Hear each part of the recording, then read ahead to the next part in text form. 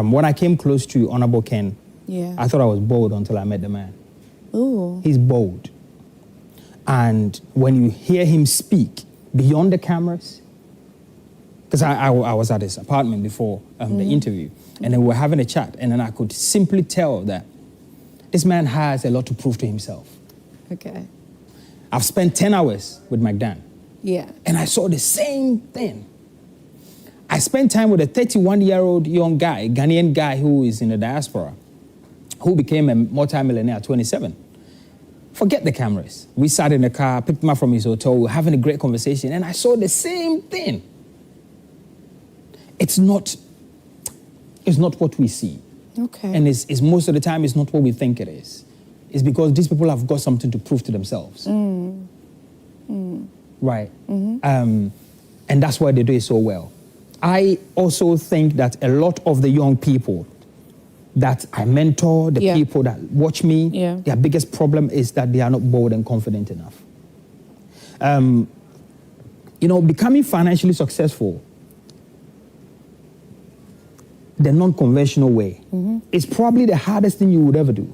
It's probably even easier to just take a job and work. Yeah. If you're trying to chart that path for yourself, Yeah. there's so much emotions you're going to go through, and there's so much challenges you're going to go through, that if you don't have the boldness, the confidence, and the resilience, and ultimately the obsession, you can't do it. And that's what these people have. Does your geographical location play a role? Great question. Yeah. Does it play a role? Yeah. I'm not a big believer of telling people not to travel abroad, people not to look for opportunities elsewhere, because my father did it for me, right? Okay. Would I have become financially successful today if I had not traveled abroad? Yeah. Amazing question to myself. Right. But the truth is, yes, because when I was in Ghana, I set up my first rap group. I put them together. There was always that aspect of me that wanted to bring people together and lead them and show people the way. Okay. Now, looking really deep down, does geographical location matter? Well, what if Ghana is the only thing you have? Yes. What if you can't travel abroad? Yes. Because there are no means to travel abroad. And that's what I want people to really think about. What if the only country that was ever created was Ghana and there's bushes around?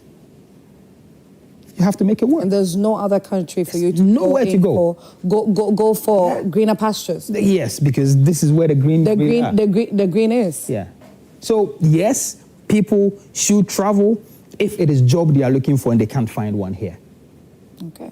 But if it's entrepreneurship, my friend, I tell people, if you're in the US, you're in the UK, wherever you are, and even the people that say, I want to move back to Ghana, I tell them, look, are you coming to do business? Great. Do you have papers where you are? Fantastic. Well, why don't you start something where you are? Because that's what I did. 2014, I created my first company, Active Healthcare Limited. Today, it's been running for 10 years in the UK. Ooh. Right? So I'm doing business here, but I'm doing business in the UK as well. So I'm really just telling people that what I'm trying to let people see is there are opportunities around you, and if you are business-minded, look for those opportunities and do it. But if you can't, find a job in Ghana, and for that reason you think you need to travel, and just by all means travel. In a situation, or in a space where a lot of us find ourselves, that it looks like if you do not get the opportunity to travel, there's absolutely no way that you're going to do well here in Ghana, because it looks like the economy is not favoring a number of us here in Ghana. Yeah. How do you skew your mind? How do you convince, especially these young ones, who no matter what believe that there are greener pastures, it is only when you travel out of the country that you're going to do well? Okay, great. Buying and selling. Okay. Buying and selling. And somebody will say, I don't have the money. Look, if you have 5 friends, you can raise 2,000 cedis. Today, a TV from China is about 400 cedis, plus shipment to Ghana, it's another 400 cedis, 800 cedis. You sell it on the market for 2,900 cedis. Just think about it. Just think about it, right? So you can raise that money with a few friends. You just made your money back. How long is it going to take from China to get to Ghana? Well, about 3 months. So you wait 3 months. You wait 3 months. 3 months for it to arrive and sell it and just watch. But this is where the consistency, the motivation, the obsession comes in. Because when you do it once, you're probably going to chop the money. You're not going to. Oh, yeah, of course. There you go. Yeah, because you have needs. There you go. Yeah. So this is the problem. And this is why people can't move from zero to wherever they want to be.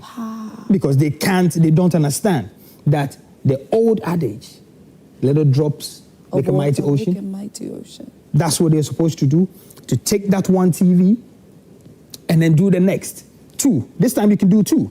The next time you can do 3. You give yourself a year and you've just amassed 100,000 cities that you never had. I am blown away already. Yeah. Rice. Let me tell you. Rice. And I was having a conversation with Aisha, one of my friends. Yeah. And we were talking about rice. And she goes, Derrick, do you know that there's so much rice in the north, somewhere in the mid somewhere, that it wasn't even in the news recently, where they are crying for people to come and buy it. Yeah. But actually, watch this. You take 5 kg packages, just create your own packages. Where do I get the money from? Or ask your bloody friends. Just ask your friends for some money. Do some packages, 5 kg, 1 kg. Go to FDA, register it. It's about 400 cities, 500 cities to get registration for just the packages and the rice you want to do. Go to the place where they farm, buy a big bag of the rice unmilled and take it to a mill. It's about 15 cities to mill a whole bag or something. Right. And just pack it up. You just got yourself a business. The students will buy 1 kg and Hayford, you can do this. Derrick, oh my God, you're making it sound so simple, so easy. I don't know how you, as a young person watching us this morning, I don't know how you're feeling this morning right now. I really do not know, but, ooh. Yeah, so, you know, look, when you have a dependent mindset, right, you can't see opportunities. A complaint mindset, you can't see opportunities. But when you keep thinking, well, how do I make more money?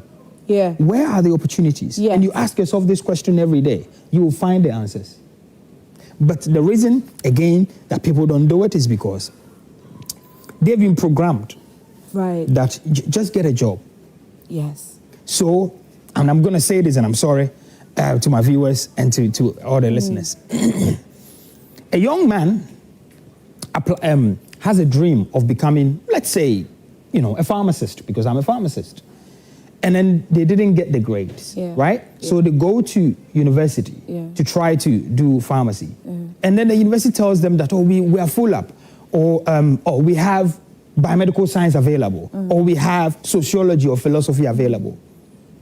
And then the young man takes that course. They do that course, then come out of university, and they are looking for jobs. No jobs available. You'll watch this, because what the university has just done to you is they've just filled up their space. It's not for you. Not for you at all. Good. So they come out of university, and all of them are looking for jobs. Why? Because you have just gone to do something for the university, not for you. And not for you. No. This is what I did. When I was going to university, I didn't have the grades. I sat down with my father like this, Dad, you know, I have the opportunity to do either business or IT at university. Yeah? And this was the conversation we had. And then my father said, yeah, go and do one of them because you're good at one of them. Just business or IT, you can do it. But then I really went back, and then I came back to him and I said, Dad, you know what, there's no way I'm going to university to do business or ICT. I want to become a doctor, dentist, or something in the field. Because I had done the calculations and I had done the research, backtrack, that if I became a pharmacist, a doctor or a dentist, I'll get a job to do. I stayed back in college for 1 more year to better my grades to make it into pharmacy school. This is me today. It is better for you to stay at home and do your NOVDEC, whatever people do, I don't know what it is, to better your grades, to go and do a course you will get a guaranteed job, than to go and do any nonsense course the university will give you. Then you come and sit home for 5 years and you do first degree, second degree, third degree, absolute nonsense. My question now at this point is how it was easy for you to believe or to go into you researching in a particular field that I believe that if I am to go this route, no matter what my father may say, my mother may say, no matter what society may say or society may expect from me, I have to go for this, no matter what. I am just thinking, because it's a huge problem in today's family, in today's modern family today. Like, a lot of young people have still not been able to identify who they truly want to be, or how they should truly, go according to, okay, this is the path. That is the path that I have to go to. But, we're going to continue the conversation, all right? And I just have to wrap it up right here on Prime Morning. My name is Asia Duakomia. Thank you so much to every single one of you who joined in the conversation. And make sure that you continue watching us right here on Joy Prime, because we have amazing shows for you. My guest has been the brain, the mastermind behind Connected Minds podcast. And please make sure that you go on YouTube and watch him as well, Derrick Abaitey. Derrick, thank you so much for your time.